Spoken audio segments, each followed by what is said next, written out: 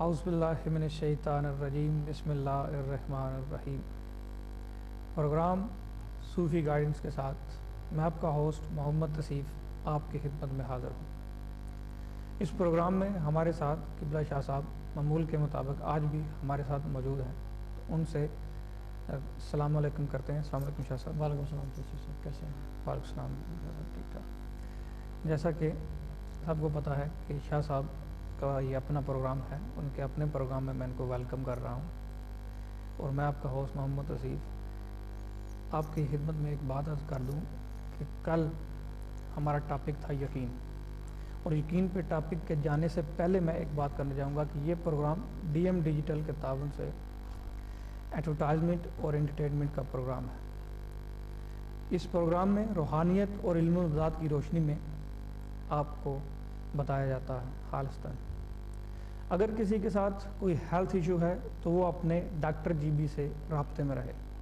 اور اگر کسی کے ساتھ کوئی قانونی مسئلہ ہے تو وہ اپنے سولیسیٹر سے رابطے میں رہے۔ تو یہ بات ہمارے لیے کرنا بہت ضروری ہے۔ تو اس کے بعد میں واپس کل کے پروگرام کے مطابق جہاں ہم نے چھوڑی تھی بات کہ وحدانیت اور یقین، وحدانیت کا شاہ صاحب نے بیان کیا، اور اس کے بعد یقین پہ بات ہماری چل رہی تھی۔ پھر ہمارے بیچ میں کالیں بھی آ رہی تھی، لائیو پروگرام ہے تو کالیں بھی آتی ہیں، اور اسکرین پہ ناظرین کے نمبر بھی موجود ہیں۔ اگر کوئی لائیو آن ایئر کال کر کے لائیو بات کرنا چاہتا ہے تو اس کی اسکرین پہ لائیو آن ایئر کا نمبر موجود ہے، اور اگر کوئی لائیو آن ایئر بات نہیں کرنا چاہتا، کچھ ایشو ہوتے ہیں جو آپ لائیو آن ایئر ڈسکس نہیں کر سکتے، وہ آپ کے اوپر پری بکنگ کا نمبر بھی آ رہا ہے، تو اس پہ آپ رابطہ کر سکتے ہیں، اور شاہ صاحب پروگرام کے بعد آپ سے مخاطب ہوں گے، آپ سے بات کریں گے، تو آپ اپنی پرابلم تفصیلاً ان سے ڈسکس کر سکتے ہیں۔ تو میں واپس یقین پہ آتا ہوں، اور یقین پہ آنے سے میں ایک چھوٹا سا کال نوٹ کروں گا، اس میں ایڈ کروں گا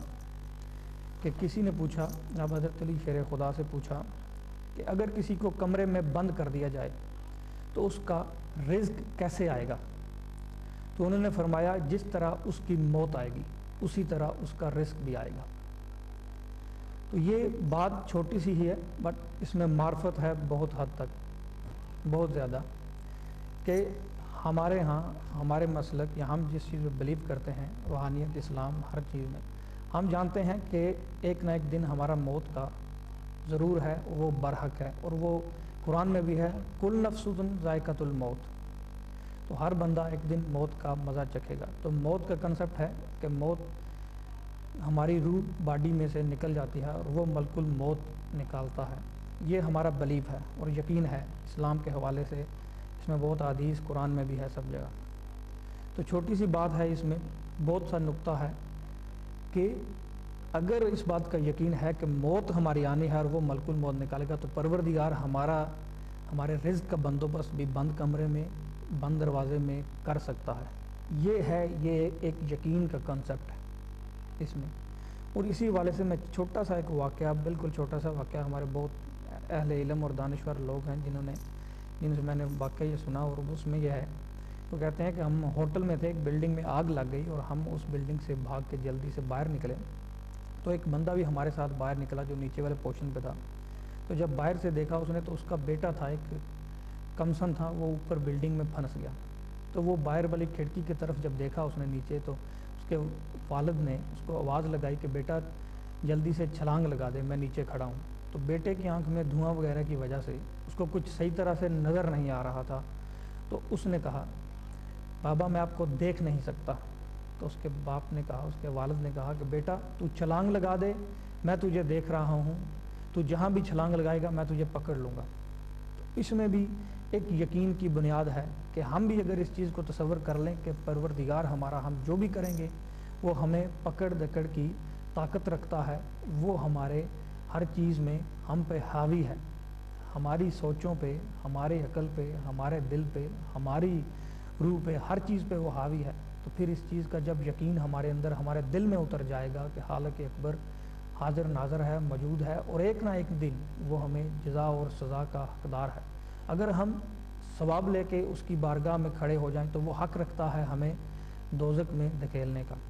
اس کے پاس پورا اختیار ہے۔ اگر ہم اس کے آگے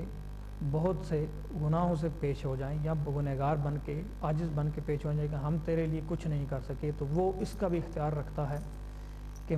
وہ ہمیں جنت میں بھیج دے۔ یہ ہمارے یقین میں ہونا چاہیے۔ بٹ اس کے بعد کا یہ مطلب نہیں ہے کہ ہم گناہ کریں اور گناہ کرتے رہیں اور وہ ہمیں چھوڑ دے، اس بات کا اس سے کوئی کنسپٹ نہیں ہے۔ بے شک ہمیں نیکی کی کوشش کرنی چاہیے اور اس پہ پورا عمل کرنا چاہیے۔ تو میں اسی بات کا ابھی شاہ صاحب سے پوچھوں گا کہ کل والے ٹاپک کو تھوڑا سا کنٹینیو کریں کہ یقین کس حد تک ضروری ہے، کیونکہ ہر بندے میں یقین کی علامت نہیں ہوتی، ہر بندہ عام ہے۔ میں روحانیت کے حوالے سے شاہ صاحب سے پوچھوں گا اور یہ بھی پوچھوں گا کہ عام بندے کے لیے اس چیز میں کیا اس پہ لاگو ہوتا ہے کہ وہ کوشش کرے یا کس حد تک۔ جی قبلہ شاہ صاحب تھوڑا سا اس بات کو روشنی ڈالیں کہ ہر بندہ جو ہے، ظاہر ہے ہم گنہگار ہیں، ہم کمزور ہوتے ہیں، تو اس بات پہ تھوڑا سا روشنی ڈالیں کہ عام بندہ کس حد تک کوشش کرے اور کیا اس کو وظائف یا اس روحانیت کے راستے پہ اس کو اس چیز پہ راغب کیا جا سکتا ہے کہ یقین کی طرف وہ گامزن ہو اور وہ پورا یقین حاصل کرے کسی حد تک۔ جی اس بات پہ تھوڑی سی روشنی ڈالیں۔ دیکھیں تو پہلی چیز تو یہ کہ یقین جو ہے نا تصوف پر، کیونکہ ہمارا پروگرام صوفیزم بیسڈ ہے، صوفیزم کے اوپر ہم چلتے ہیں، تو اس کے اندر یہ معرفت کے حساب سے، یعنی کہ یقین جو ہے علم معرفت ایک علم ہے، یعنی کہ واسطہ کرنا یا یہ کہ کسی چیز کے تھرو جانا، معرفت ہے، راستہ ہے اس کا۔ یقین جب آپ نے معرفت اختیار کی، معرفت سے مطلب یعنی کہ اگر آپ نے کوئی راستہ اختیار کیا، اگر بے یقینی سے کیا تو پھر وہ نہیں ہوتا کام، بالکل صاف سیدھی، اس میں کوئی وہ شک کی بات نہیں ہے۔ یہ نہیں کہ کیا کہتے ہیں اس کو، جیسے رسول کا فرمان ہے نیتوں پہ، سرکار دو عالم صلی اللہ علیہ وآلہ وسلم کا فرمان ہے کہ ہر عمل کا دار و مدار نیت پر ہے۔ نیت کے علاوہ بھی اگر آپ کی سوچ میں پختگی نہیں ہے نا کہ یہ چیز ہوگی یا نہیں ہوگی، اگر آپ پڑھ بھی رہے ہو نہیں بھی پڑھ رہے، تو صوفیزم میں وہ چیز ڈفرینٹلی لی جاتی ہے۔ There is a difference of thought, school of thought الگ ہے، کیونکہ صوفیزم دیکھیں جو آستانے ہیں یہ شریعت سے الگ ہے، یعنی کہ شریعت کے پابند ضرور ہیں، مگر ان کا سلسلہ، ان کے طریقے، ان کی جو اثر و رسوخ جو ہے وہ اس زاویے میں ڈفرینٹ ہے فرام شریعت کے زاویے میں۔ یعنی کہ اگر آپ ایک فار ایگزامپل ایک علامہ لے لیں یا ایک مولوی لے لیں، اس کی اپروچ ٹورز اللہ تعالیٰ از ڈفرینٹ، مگر ایک صوفیزم میں کسی پیر فقیر درویش کی اس کی اپروچ جو ہے وہ ڈفرینٹ ہے۔ وجہ کیا ہے؟ کیونکہ different school of thought, but main aim دونوں کا ایک ہی ہے، اللہ تعالیٰ کی قربت اختیار کرنا۔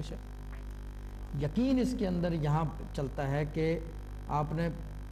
25,000 مولوی دیکھے ہوں گے، 25,000 درویش صوفی دیکھے ہوں گے،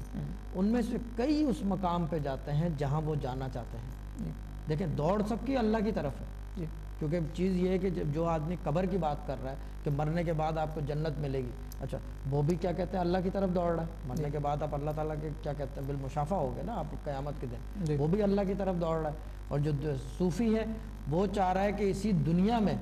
میں وہ جگہ ابدی دیکھ لوں کہ جہاں میرے کو ایونچولی جانا ہے۔ بالکل، یہ ایک بات بھی ہے اس میں چھوٹی سی کہ جیسے روحانیت ہے، روحانیت میں روح سے تعلق ہے اس روحانیت کا، ٹھیک ہے، تو روح کا بیسکلی سفر تو شروع ہوتا ہے ہمارے قبر کے بعد، جہاں دماغ، اعضاء، ہر چیز کا سفر ختم ہوا، وہاں سے روح کا سفر شروع ہوا۔ تو آپ کا کہنے کا مطلب یہ ہے کہ صوفی دنیا میں رہتے ہوئے اس سفر کو چنتا ہے جس کا تعلق روحانیت سے شروع ہو، جس کا